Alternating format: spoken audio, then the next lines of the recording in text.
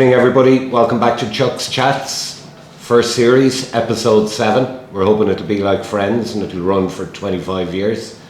Joined this evening by Richie Maybury, who is our Director of Mini Rugby in Bective, arguably the most important person within this club because the children are our future. Richie, thanks for coming in. Thanks, Chuck. Very brave or very foolish, I'm not sure, but thanks for joining us. Your background, Richie, when did you join Bective? So I joined Bective in 2001. I came from Greystones, and that was down to the fact that Greg Lynch, who was the first team coach here at the time, had come in and he brought, I think, 4 of us came with him. From Stones? From Stones, yeah. Okay. Yeah. Who else came with you? Damien Hall and the O'Byrne brothers, Terry and John. Okay. So the 4 of us joined that year, yeah. And how did you settle in here? Yeah, straight onto the ones? Yeah, straight onto the first team. I had a couple of injuries actually the first year. I'd come back from a J1 in America, so I was probably a little bit unfit. Tired and emotional. A little bit tired and emotional, as you say, yeah. And had a couple of injuries. Probably didn't play as many AIL games as I wanted to. But really enjoyed my first season. And it kind of just, my love for this club just kind of grew from there. Okay. And you were a prop. Yeah. And during my background work, because it's all in the preparation, you were a goal-kicking prop for St Andrews. Is that correct? Yeah. There's not many of those around. Yeah. So a lot, like in my school days, I actually kicked a lot. I think it was the cultured left foot that I had. Well, lefties are always more skillful. I think that's a given. So they say. Yes, that's a given. So yeah, I used to take a lot of the touch kicks, drop offs, and the odd conversion now and again. And under today's statistics, what would your kick percentage have been, Richie, would you say? And you're allowed to add a bit now because this is your kick. It would have been high 70s, I'd say. Okay, anyway. Jesus, okay, yeah. All right, that's good. And they didn't get you to kick in Bective? Funny enough, actually, in one of my first team games, which was against Cambridge University here, I remember very vividly making a break from the side of a ruck. And every prop's worst nightmare, the sea opened up. Yeah, and shit. I got to, exactly. And I think I got to the 22 and I decided to kick the ball. And Calvin McNamee was on the wing at the time, but I don't think he thought, obviously. You would have the skill set to do that as well. A kicking prop, so I don't think he ran anywhere. So you made a break and you put through the little dinky kick. The ball just went dead, so. And they were shocked and stunned, as Billy Connolly would say. There was a lot of gasps, I say, from the crowd that night.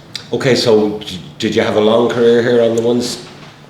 Yeah, probably had about Props tend to age like fine seasons. Wines. They get better as they get older. Yeah, I probably finished a little bit before my time that I wanted to. Probably around 31, 32. I finished.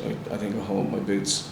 Too many injuries. And that was really the end of it. But had some superb seasons here. Played in some great teams, with some great players.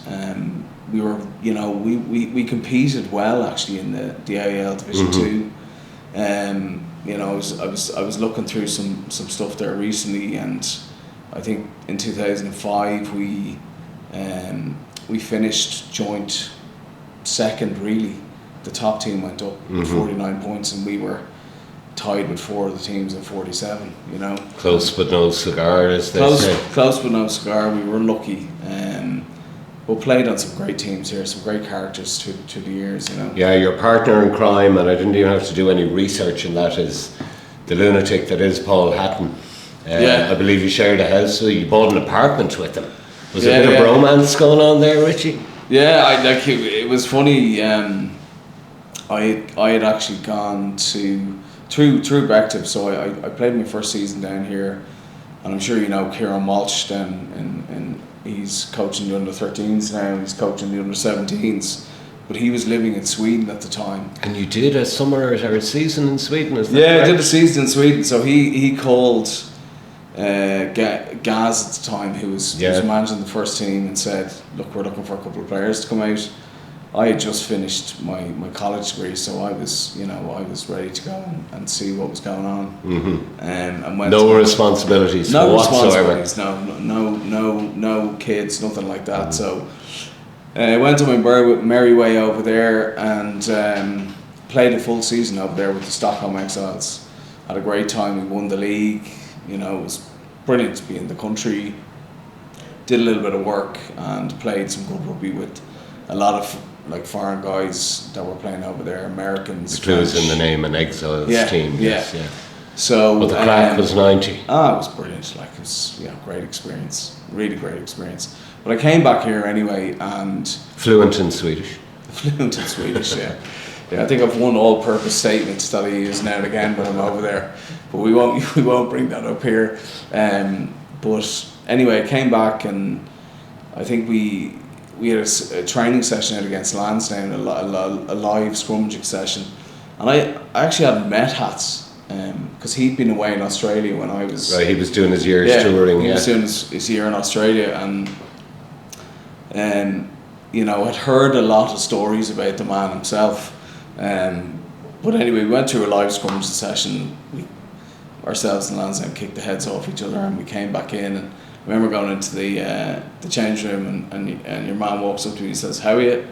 I'm Paul Hatton," and that was it. We become very close friends in the 20 odd years we know each other, and he's a go-to guy in this club, definitely. Absolutely, he's geez, I don't want to blow smoke up his ass because there'd be no shutting him up, but he is a totemic, kind of nearly iconic as a player and as an enforcer, and now he's still heavily involved in the club because you reeled him in to the minis, and we'll come to that. So in your playing career, do you win any trophies? Do you win anything in Bective? No, actually, never won a thing in Bective. I actually never scored a try for the first team either, which is on which would have obviously been, but never won a trophy here at all. No. Okay. Obviously got close with the AIL2 on a couple of occasions. Have obviously done it with in the mini section. So we've an under-13 league. So both my kids. One of my kids has gone right up through the section, and I'm back now. My youngest kid. Yeah, your eldest young lad now is doing well, I believe. He's on the JCT squad in Michael's. Yeah, he is. Yeah. And he's only in second year, is that right? Yeah. What positions he play? He's playing second row and back row. Okay. I don't know where you got the height from, but is he big unit? He is. Yeah, he's actually he's filled out. He actually played full back when he was under 13s here. Excuse me. But there was actually 6 guys here who played under 13s that went to Michael's, and they were obviously now playing within either the JCT panel or they would have played on the first year A's last year. So a lot of good players coming through the mini section. Yeah, and look, and we're going to come to that because it's the whole raison d'etre that you're here. But obviously the foundation you've given those 6 kids has helped them as they move on. It's brilliant. Like that group was an exceptional year. In fairness, there was, I think at one point there was nearly 60 kids in that group before they got to that age group. But some exceptional talent going through there. And I would say, the fact that we've had the likes of Johnny Sexton come through the minis, we've had Dan Sheehan, we've Rory had O'Loughlin, O'Loughlin. I think there's more to come. Definitely. There is. We're a great breeding ground. The trick, of course, and we're going to discuss that later, is how do we get them back after the whole school thing. So, a number of years on the first. When you retired, did you work your way down, or did you do a canton and go out at the top? No, I just stopped. I just, that was it. Yeah. I suppose as you pick up injuries and body can't do it once you hit 30. Yeah, there is a tipping point. When you pick up injuries, you obviously play for the as you come back from injury, you might play for the thirds and stuff like that. So I had played a number of games for some of the junior teams, but I think at that point it was just like, it's time to hang up. Yeah, it's time. Body usually tells you. Okay, Yeah, so yeah. no trophies. Did you go on any tours? And before we continue, the laws of slander are very much alive and well. So be careful what you say. But were you on any tours? I tried to plug Mr. Hatton last weekend, and he was the shutters just came down. Yeah, look, been on amazing tours in this place. I suppose when we were playing first team rugby, there was always kind of a player's win bonus at the end of a season, and we always went away on. It went into the kitty. It went into the kitty, and Hatton himself would organise a lot of the tours. Mm-hmm. So we used to go away to Crete, Gran Canaria. All the usual spots. Rugby hotbeds. All the usual spots for post-season tours. Yes, so there's no rugby involved. Just the crack. Not an ounce of rugby. Okay. A lot of drinking, a lot of crack with the lads, and it's a testament really that there's probably 12 or 15 of us that still are very tight, and we go golfing now every year together. When people down to Villamora. Yeah, down to Villamora. People will come in and come out.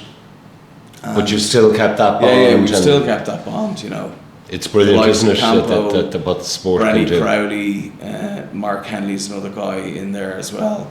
And then a couple of the imports who have brought in, like Graham Inglis and, Damo Hall still comes away the odd time as well. So it's a very tight-knit group, and it is, you see it in different generations throughout the club. There's great cliques and there's great groups within the club all around the place. Just saw in here last or 2 weeks ago after Gorey, like the place was absolutely hopping. Yeah. Which is great to see.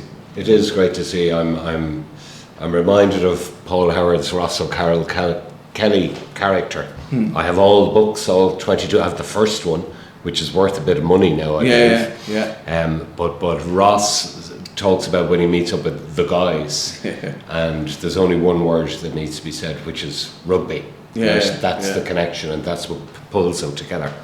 Okay, so like most people, when your playing career ends, there's a number of pathways. A lot of people do what I do. They go off, get married, have kids, and come back. But a lot of people stay and either go on to the executive route, the Dolly Dimple route, or the coaching route. And you've managed to do two of those. You're on the executive committee, but more importantly, and the reason we wanted to talk to you is you're the director of mini rugby here. You're the whole coordinator, running it with your wife Aoife as the child welfare officer. Yeah. Yes. Yeah. How did that? How did that come about? Because not many people have the patience for the little kids. Yeah. It's hard enough rearing them without trying to coach them and put discipline them. So where did that come from? How did you start? It's a funny story actually. So this is my 5th year now as coordinator, but I've probably been here a little bit longer in terms of coaching. So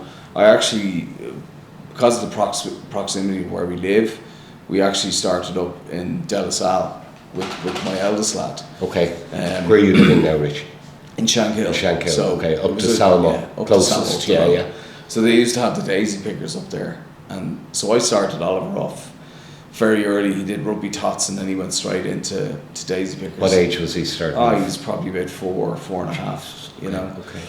So I then the pressure obviously came on from a couple of the guys that were here, and I brought him down here, and he joined Marcus Kennedy's group, and that was a massive group, and it was really positive experience for him. And then I kind of got involved a little bit in the coaching. But I suppose to answer your question around the mini rugby coordinator thing, so I remember sitting up at the bar there one night having a beer, I think with Hats, and Jim Oliver, who was the current coordinator at the time, came over. He said, "Lads, I want to have a chat with you about something."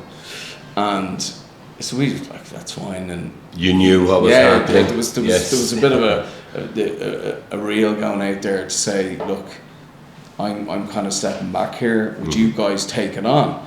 And I kind of said in my head, yeah, look, I'll share this job. You know what I mean? So at the time, I suppose Hats had very young kids and couldn't really commit to it, so it kind of fell upon me. But the funny story is, I still remember my handover with Jim Oliver in Cabinteely Park. We sat on the bench, I think it was kind of late in July, sat on the bench, and he had a couple of sheets of paper and what to do and what not to do. And a whistle. Yeah, and a whistle. And I played with Jim actually. Jim was a good my player, first tough year, guy, tough guy, man, very tough guy. I coached him under 19s here, tough man. But I've never seen a man move so quickly. When he handed over the stuff. See ya. He's gone like a light, you know. But that's... What year was that, do you remember then? So that would have been 2017. Okay. That I took over the coordinator role. I'd been here since probably 2014 with my eldest Oliver. So it's 5 years. This is my 5th year doing it now. And obviously Eve is doing the child welfare officer, which is obviously a huge part of the mini section. Yes. Very hugely important. Yeah. Which obviously helps out with that side of things. You So know it's all Bective in your house, husband and wife and the two lads? Yeah. So we 50 coaches, over 50 coaches in the mini section. So Well, this is kind of part of what I want to drill into. So you took over, how many kids would we have had then, and how many coaches? At that stage, you probably had about 30 coaches, and probably about, combined with minis and youths, probably about 190 kids. Okay, Now, that's when a you lot of combine the organisation. two minis and youths, we're probably at about 250 kids. Okay. Across, because obviously we've retained an under 15s this year and an under 17s, which is brilliant. So yeah, it's a big number. Like when And you consider. how do you sorry to cut across you, how do you recruit coaches? How do you get the parents involved? It's generally so I hope it's not a free babysitting service where they... No, like my ethos has always been that, you know, you need 2 coaches for every 10 kids, particularly at the younger age groups, so under 6s and 7s, where, you know, it's like literally like herding sheep. Yes. And you know, they will stop and stare at a helicopter flying around while you're trying to explain something to them. So I suppose from that point of view, you're trying to get as many coaches at the younger age groups. But the way I've always worked it is that we will try and get a head coach for each age group. Yeah. And then it's up to them to really bring in whoever they want to bring in, or whoever they don't.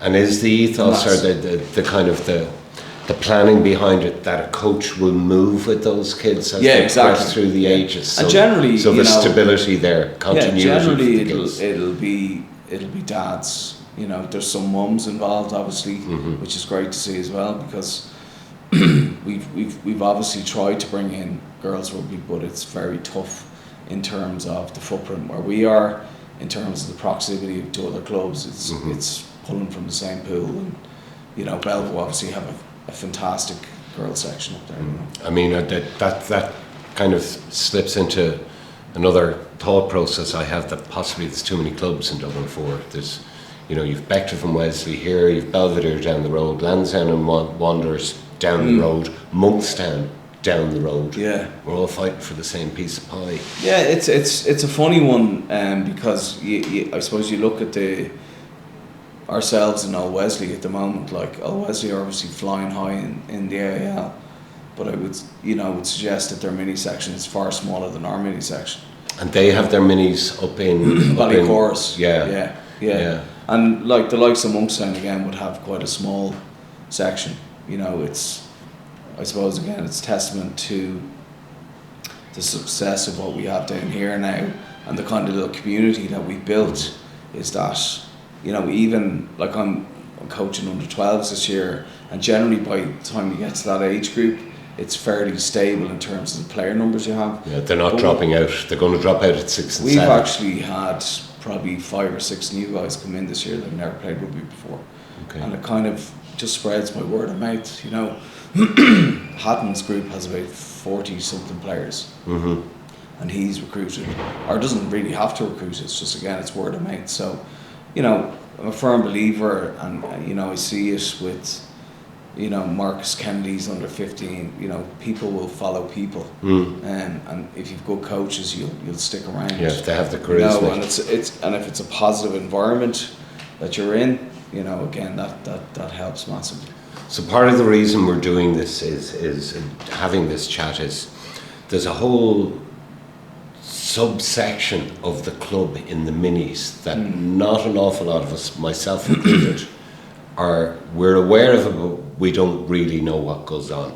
And full disclosure, I got an absolute eye-opener last weekend. My 7-year-old nephew, the son I never had, who's been living with me, he's 9, sorry, been living with us for 7 years, declared hero worship for his uncle, that he gave up soccer and he wanted to come down here. So we rocked up and we joined. Colin took him into his squad, and I was stunned at the number of kids here last Friday and last Sunday, but also the number of parents who were in the bar or who were out on the touchline. And it is this whole area within the club that we know exists, but we don't really know what goes on. And I'm a firm believer of the kids are the future. I'm rattling this out in all of these interviews. So you've got a hugely important role. Am I correct in saying, though, that when they get to 12s and 13s and they go to secondary school, the schools take them and that's it, we're in trouble? Yeah, it's it's an area that's really under pressure. A lot of clubs, with youth sections, I've sat in many meetings in the branch where, you know, coaches will be complaining that they don't have enough players. You know, a lot of clubs are starting to have to amalgamate now. So at under 13 this year, you'll see Wanderers have joined with Belvo, Bridges and someone else. Just because the schools have taken on. That's the numbers. So a lot of the big schools, so if you take the Michaels, the Rocks, even, you know, Gonzaga, Belvo, all these schools, generally if the kids go in first year and they make the A panel, they're not allowed to play for their clubs. And then of course you lose others to the boarding schools as well. They're gone to Clongowes, Rosscray, Rockwell or wherever. Do you find that frustrating, Richie, that you put in all this work and then it's literally just taken from under your eyes? It's frustrating from the point of view of that, you know, when we played, we had a very well functioning 20s, and all that kind of youth will be, you know, funnels into that 20s system, and if you lose the players, it's so hard to get them back. You've got to try and keep them back in some shape or form. Like the fact that we've kept an under 15 squad here this year is phenomenal. And how are you doing that? Again, it's players following a coach. You know, Marcus Kennedy has been here since 2014. You know, with under 6s and 7s, and he, you know, a lot of the guys that are coming down now have been with him for, you know, nearly over 10 years. And are these 15s, are these, and I may be wrong, correct me, are these lads who are not making the first team in Rock or in Belvo or in Gonzaga or wherever? They're probably, you know, a bit disillusioned with the school. And some of them will be in, you know, schools that wouldn't have that kind of process in place either. So a lot of guys from Sanford, Conlitz, that kind of area as well, and they're coming down. They're enjoying the rugby here. They're playing really well, you know, and long may it last, because absolutely, you know, once we get a functioning 20s going, it's a pathway to bring it back into. And you would hope. I mean, in my day, long time ago, I was coaching under 19s Macquarie Cup here. And the hope always was that you would get maybe 4 or 5 guys from the Macquarie Cup team who would then progress up and play for the seniors. And have we lost that now with not? I think so. You know, even, you know, not to dwell on my past with the first team here. You know, we always had guys that came up from the 20s and trained with. They'd come up and train for the summer, do all the pre-season, and then they might get a couple of runs, and that was kind of the pathway for them. And it was very clear, and you know, some great players came up through that, and it was really, you know, we really need to get that back, because. So we have 15s and we have 17s. the next step is we need an under-20s to be able to compete, yes? Yeah. Blue sky thinking. This is like a job interview now, right? So forget your budgets, forget the politics, forget the big schools, hoovering up all the good players. If you had a magic wand, what would be your wish list for how we secure the future of this club, which comes through the kids? I think, for me anyway, it's only my opinion, is that we need to, I suppose, invest in some of the coaches that have come up with the kids right along the way. I can see why the club, you know, at under 20s needs, I suppose, a short-term fix to get it up and running. But a short-term fix is only that, it's a sticking plaster. Exactly. You need a long-term plan. I think we need to look beyond that and, you know, look to some of the guys that are coming up through minis now. Is it their intention that they would like to go on and coach at a higher level? And if it is, I think we need to pick those guys out, invest a little bit with them, and then push them on. Because so when you say I keep talking about this in terms of people or players will follow coaches. Yeah. So if you have a positive experience for your entire minis into youths, and you know that sticks in your memory, and you hear a coaches that coach you has gone to 20s now, you can be guaranteed you'll get 15 guys straight away. So how do we retain the likes of Marcus and the likes of Paul Hatton and move them on? When you say invest, is it invest in coaching? Is it invest in we need to see what finance? the pathway is in terms of coaching, and you know, first of all, do they want to do it? Because it's a big commitment. Absolutely, you know? it's a huge commitment. And like, and we're all volunteers here. Yeah. I suppose when you've come through maybe 10, 15 years of minis and youths, do you want to take a break? But I suppose it's about identifying those guys, and then if they want to do it, you know, putting them through the pathway. You know, and what is the pathway? Is that getting them on Leinster branch training courses? Yeah, actually, like, funny you should ask that question. I'm meeting with one of the Leinster liaison officers now in 2 weeks to discuss this and what the pathway for youth coaches is, because I don't think anyone really understands it or knows it. So what will be on your wish list when you meet this guy? To get a clear pathway for guys to go from that kind of, because I suppose when you get to under 13. You know, if you played rugby, so a lot of us have, we have an idea, but once you get to under 15s, 17s, 18s, you need a bit of technical expertise. It becomes serious when you're halfway through secondary school. So it's really, the wish list is to understand how people can go through that, and then, as I say, it's about identifying those people that want to do it and then putting them through that pathway. Okay. And investing a bit more long term, you know. So if your meeting is successful with the development officer, what would you hope? 3 things, power of 3. What 3 things would you hope to get out and be able to sit here next year and go, here's what we've changed and here's what we've just done. To be able to come in, as I say, if we have people identified that want to go and further their coaching career, that we just have a clear message for them that this is how you do it. You do X, Y, and Z. If you want to go to a certain level, that's the way you have to do it. And the ability, and I suppose the backing of the club to put these guys through those coaching courses, you know. And are you getting? Oh, Jesus, this is on camera. Are you getting support from the club, or do you need more support from the club? Like, in fairness, the executive. Is the more we can give you? No, the executive is very supportive of the mini section.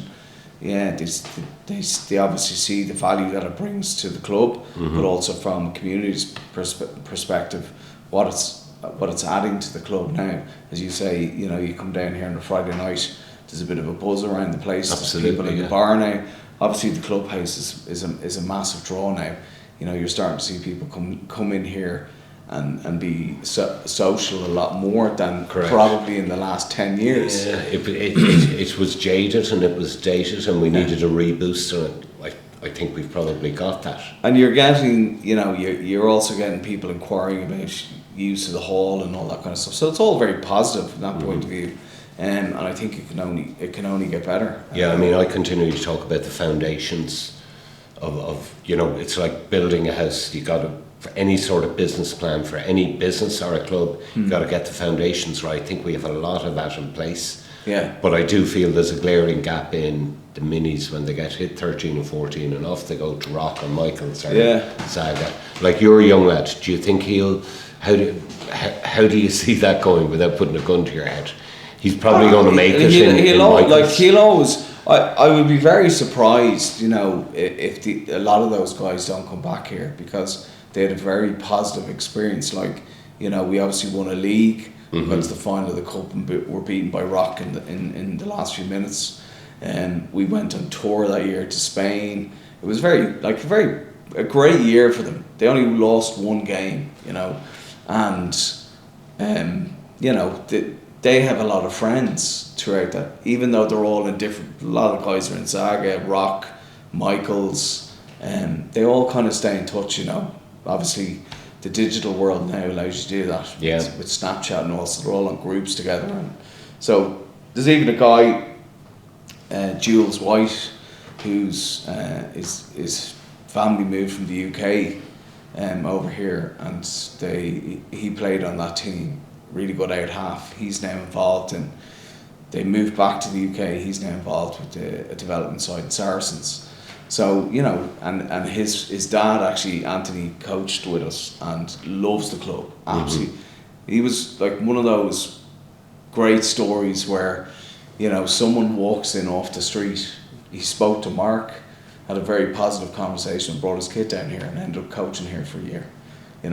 That's something we have here that I think we do appreciate it, but it needs to be hammered home a little more. I talk about there being a growth for Bective, even amongst non-Bective people. There's many, I'm sure, parents now who did their messing out in the discos here back in the day in the 80s and 90s. So everybody has a memory of Bective, and they tend to be positive. One other thing you did mention there was about people, and the kids form a bond with a really good coach and they move with the coach. And it's a bit like business. You're in the same business as me. People buy from people. It's all on personal relationships.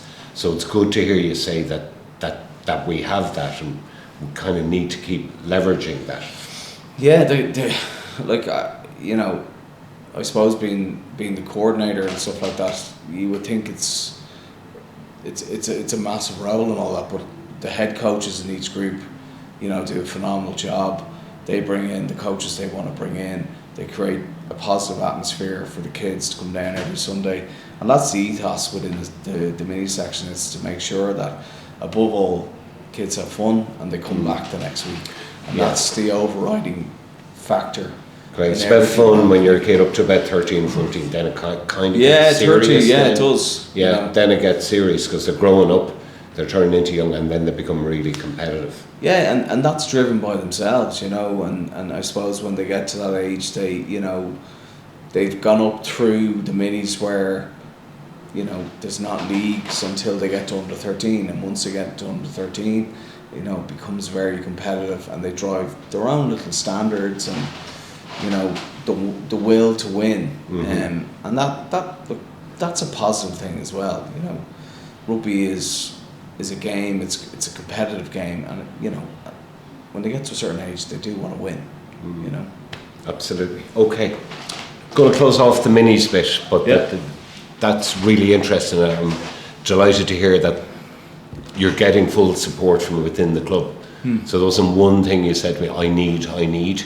You think you have nearly everything you can get. I hope that meeting goes well with the branch to try and help us develop further through the higher age groups. Back to Bective, what changes, what evolution have you seen? I think huge evolution, but I'm around 30 odd years. So from when you joined to where we are now, what changes have you seen from back in the day to now? Well, I'm here over 20 years now, so I suppose certainly the success, like winning things, has been great in the last couple of years. Obviously we're not in the AIL now, but it's still fantastic to come down here and watch a team, scoring tries, winning good games. Won the Leinster League 2 years in a row. Seconds have won their league 3 years in a row. your under-13s won last year? No, it was two years ago. Yeah. Yeah, so winning is important just to keep the momentum going and keep the good humour and the very vibe positive. going. Yeah, exactly. The vibe is great. From the point of view of other bits in the club, like the character of the club, I don't think has changed, or the characters within the club are still all around. You know, all the Alacatoos, the Dollies are obviously still around. Dollies, a law unto themselves. Yes. And then it's terrible to say this, but we're becoming an Alacatoo now. Yes, we myself are. and Hats were down here after the Gorey game, and watching the first team guys come in, and you're going, Jesus, like that was me 20 years ago. They look like kids now, don't they? But that's just us getting old. I love even the nicknames of the characters. Right? The seagull, the badger, the dog, the beagle, the trout. Where else are you going to get stuff like that? I know, like most of the people will often ask me, do you know so and so? And I would say, what's his nickname? And they'll tell you, and they're like, I don't know. There's people in this club have no idea what my name is. No idea what my name is. But like, it's a brilliant club. So it's like socially, Mark out there is phenomenal in everything he does. Yeah, and a first point of contact for a lot of people in Bective. Big time. Yeah, and you get one chance to make a first impression. Every Sunday morning he's down here. Every Friday night he's here with the minis. Now serving barista coffee with his new machine. He is. And we'd obviously floated that out in all the mini groups. So very important. Very important. Because we're obviously trying to get people to support the club. So look, it's a phenomenal club. It really is. It's so welcoming. As I said, that story about Anthony White coming in off the street and spending a year here coaching with his son is brilliant. I think at one point when we were first seen, there was a guy from Japan who walked in off the street and ended up playing for the team. So, and I'm sure there's a lot of other members today. Like I rocked in the door in 87, 88, literally just, Butch Power and Kev O'Farrell were all over me to get yourself down. And I'm a culture. I came in from Waterpark, right? I played a couple of years in Waterpark after I left school. And I was Clongow's boy, there was a bit of a Clongow's connection, but I literally walked in off the street and thought, this one will do. I loved the fact that there was no airs and graces, no notions around here. We're just ordinary people having a bit of crack. Yeah. Okay, so where would you like to see the club by the time your young lad graduates and he's in here playing? Where do you think we need to get to? Look, you obviously want to get back up to the All-Ireland League or whatever it's called now. I don't even know what it's called. It's still the AIL, but yes. It's the AIL in my head anyway. Yes. Look, you'd obviously want us up there competing at the highest level, and obviously to have a competing under-20s, a sustainable under-20s that's going to be there from now. And that's up to us to provide the tools for that for them, because the kids that are out playing now, the young minis and the guys playing 13s and 15s and hopefully 17s and 20s, they're the future. It's going to be their club shortly. We've had our goal. Look, the hope is obviously that we'll get an under-20s going, and those guys that last year won the cup, the under-18 with scratch team. Yeah, brilliant. What a match out there against Barnhole in the final, like unbelievable. But it's funny with some of that age group. So I have two guys at the moment who coach with me on the under-12s, and they're both playing for the first team in Michaels. And Billy Donoghue is one of them. The other guy is Chris O'Connor. But Billy would have been in the minis here, and like that, just to show you how the connection is. Like, he went up to the minis here, and his dad actually emailed me a couple of years ago and said, look, Billy wants to come down and help out, do a bit of coaching. And that's brilliant, isn't it? These guys You've are done something right, Mabel. You've done something right. Like, if they're coming back, these guys are they're at the edge of some of the best coaching going on at the moment in that school, and they bring it down, and it's great from the perspective of the kids have a different voice to listen to, at the end of the day. Also a bit of hero worship for the kids. Exactly. Yeah. They see these guys come, like, my youngest lad was up in watching Billy play, like he's on the TV yesterday playing against Terranure, and won, you know, so there is that little bit of hero element. And your young lad is looking going, that could be me in a few years if I apply myself. Yeah. What keeps you coming back, Mabel? Apart from the fact that you will never let you leave running the minis, but what keeps you coming back to Bective and bringing your family in? Because it's a big commitment to introduce your family to a club. Yeah, you know, for me, it's the core group of guys that I played rugby with. I stay very close with. You know, we spend a lot of time down here. Like if you look at the minis coaches now, in that core group that we would have played in, there's myself, there's Hats, there's Fiacre Lennon, Tommy Sheehy, Emmett Hogan, to name a few. So that's a third of the team you used to play on that are back here and giving back with their kids. So that's a huge element of it, and the crack we still have when we come down here and have a couple of pints and what have you. And then obviously from the minis perspective, obviously my eldest guy has gone through the section, my youngest guy is now under 12s, and it's great to see the kids develop and play and learn. For me, with the kids, my own kids anyway, it's about teaching them a team sport and what that involves, the support network around it and all that kind of great stuff that you can bring into team sport is really important for development of children, rather than an individual sport, because it teaches them discipline. Team is only as strong as its weakest member. Exactly. And you're trying to bring that through even in the coaching that you're doing now, in terms of just players supporting each other on the pitch and looking after each other. So that's a huge part for me, from the coaching perspective. And then look, it's just a great club. There's so many great characters here. You can walk in here on a Saturday after a match and you'll have a pint with whoever, and you might have seen them for a couple of weeks and you'll have the crack with them. It's like being back in school, you just pick up where you kind of left off, isn't it? Yeah, it's great. It's great from that perspective. I was gone for 20 years, walked back in, it was like I was never gone. Hurry up while you haven't. It's great. So you're around a long time. What character would stand out for you? If I was to ask you for one person in Bective as a character, not as a player, we'll come to that in a minute, but like what Ranger had the biggest influence on you? Jeez, like I would say, I don't say Hatton. Hatton got his own show. We couldn't bloody shut him up here. I know, yeah. I suppose, look, I would say Hatton. Okay.